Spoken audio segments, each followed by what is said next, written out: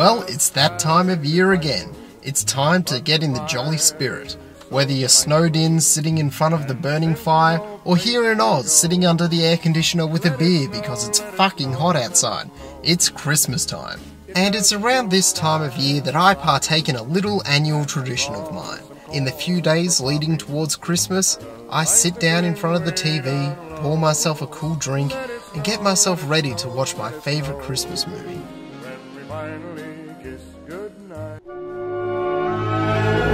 Yep, that's not a joke either. I watch Die Hard every Christmas because it's the best Christmas movie ever made. Every year in the days leading into Christmas, I have myself a little Die Hard marathon where I watch every movie in the series back to back. I fucking love the Die Hard series.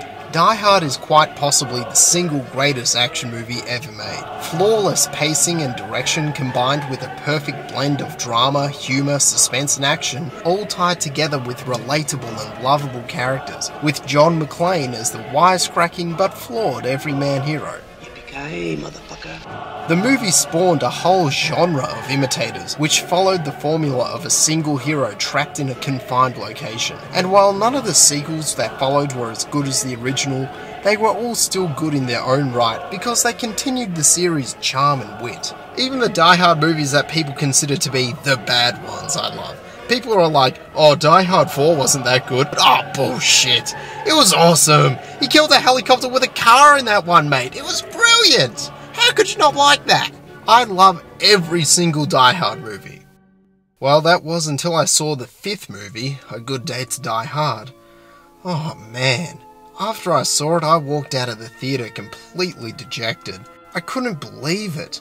They made a Die Hard movie that I didn't like. I didn't think it was possible.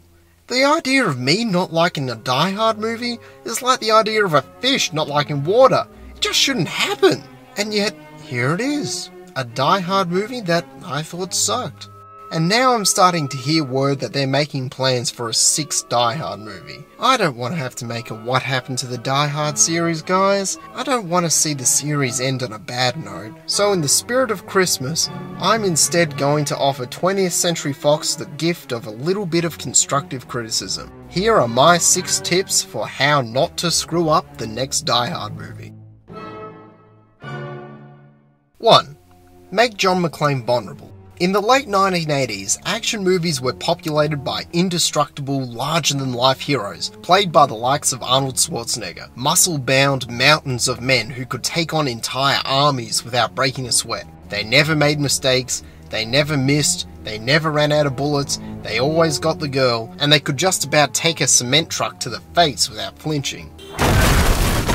But then came along Die Hard. And part of what made the movie so interesting was the fact that the hero John McClane was just a normal guy. He wasn't the invincible super cop we'd seen in every other action movie. He was just an average cop caught in the middle of an incredible situation that was way over his head. And John was plagued by human flaws. He made mistakes. He would sweat. He would bleed. He would swear. And he was in constant fear for his own life. In fact, John McClane spent more time running away and hiding from the enemies than he did actually fighting them, because he knew that if he tried to fight them head on, he'd get killed. The movie was more like a survival thriller than an outright action flick. But by the time A Good Day to Die Hard came around, John McClane had been turned into the generic super soldier. I mean, in the first Die Hard, John ran across some shards of broken glass and his feet got cut up so bad that he was nearly taken out of commission. But in A Good Day to Die Hard, on the other hand, John gets thrown by a helicopter through a plate glass window without getting a scratch. He survives a barrel roll of a truck crash and then he just gets up and runs off in order to get hit by a 4-wheel drive before just bouncing back up again. He's like a cartoon character.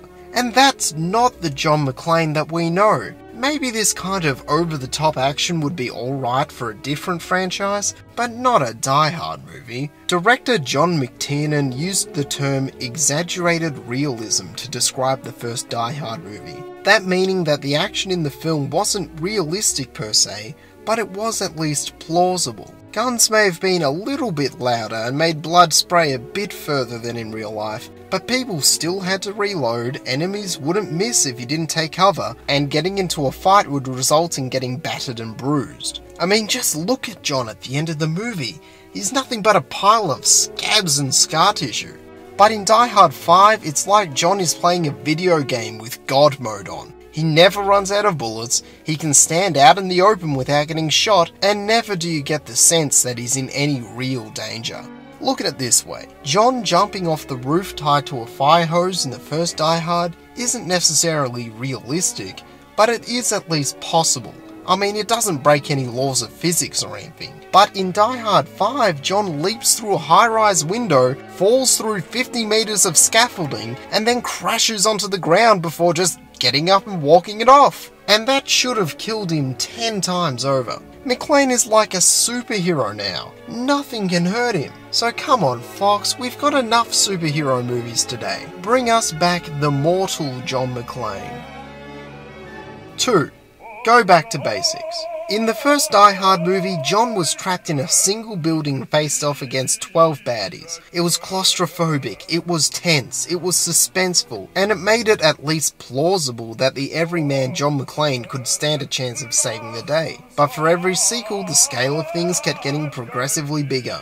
Die Hard 2 was set in an airport. Die Hard with a Vengeance took place across New York City. Live Free or Die Hard took place across the United States. And finally, A Good Day to Die Hard went global. At this rate, I am genuinely afraid that Die Hard 6 is going to be set in space. And now the series has gotten to the point where it is so over the top it is no longer relatable. It is plausible that the everyman John McClane could take on 12 baddies to stop a robbery, but when you've got John mowing down hundreds of bad guys to stop World War III, it's like he's goddamn Superman now. Please, Fox, listen, if you keep inflating this balloon, it's gonna burst. Just bring the series back to basics. Scale it back down to at least Die Hard 2 levels. Bigger isn't always better. Well, at least that's what I keep telling the ladies. 3. Bring balance to the movie. The first Die Hard had a perfect blend of humour, drama, suspense and action. Everyone is quick to remember the movie's amazing action set pieces, but forget that each one of those would be built up to with long scenes of suspense. McClane didn't just leap off the roof of Nakatomi Plaza without a moment's thought. He sat on the edge of the building pissing his pants begging for his life first. And that's what made the scene so thrilling. And the movie managed to balance both the humour and drama as well. For every scene of John's hilarious wisecracking, there'd be just as many scenes of heartfelt drama with John's fractured relationship with his wife Halle. Things started to fall out of whack for the sequels. They'd add more action, but it'd come at the cost of suspense. They'd add more humour, but it'd come at the cost of drama. By the time A Good Day to Die Hard came around, they pretty much threw out the balance altogether, and the movie was nothing more than constant action from start to finish. And when you do that, it just becomes exhausting to watch. Instead of the action being fun, it becomes monotonous. Instead of it being thrilling, it becomes tedious. Sure, they tried to add the occasional joke, but it'd be something lame along the lines of how John would constantly say that he was on vacation. I'm on vacation. I'm on fucking vacation! I'm on fucking vacation! But he wasn't on vacation. I don't get it.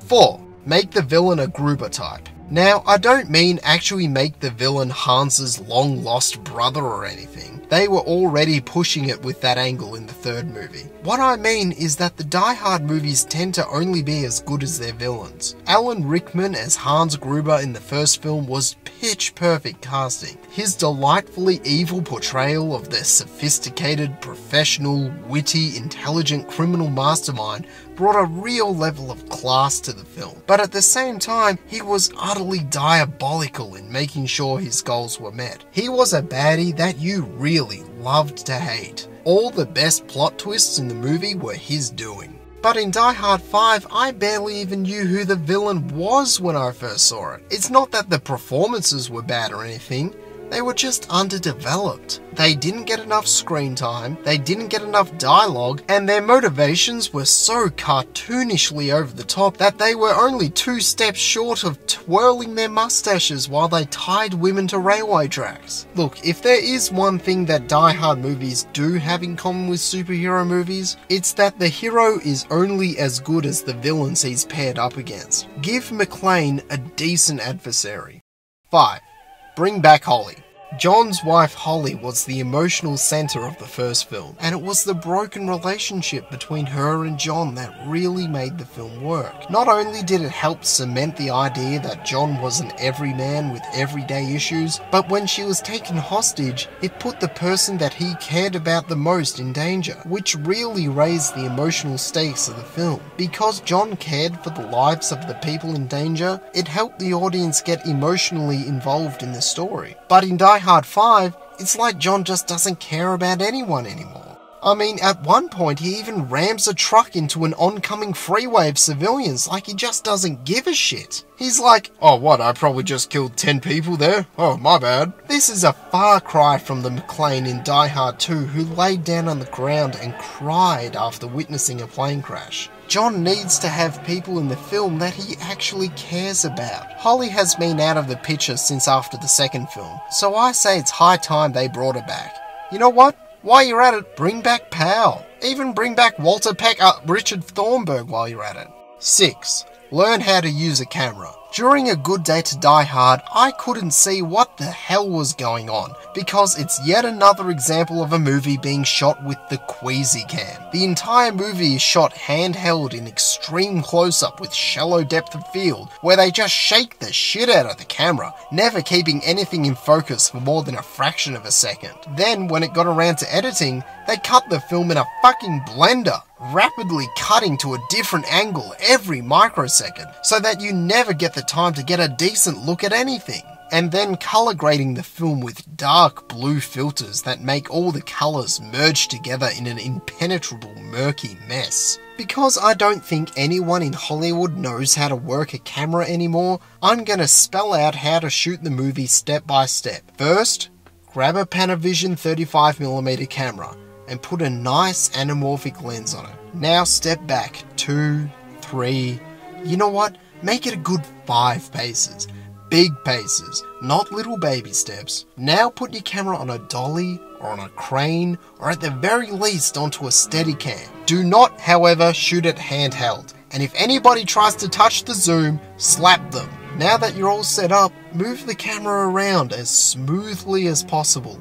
And don't be afraid to use long takes. You know, you're even allowed to shoot entire scenes in one take if you're really game. And finally, when colour timing the movie, just try to make it look natural. None of this douchebag tans against teal backgrounds crap.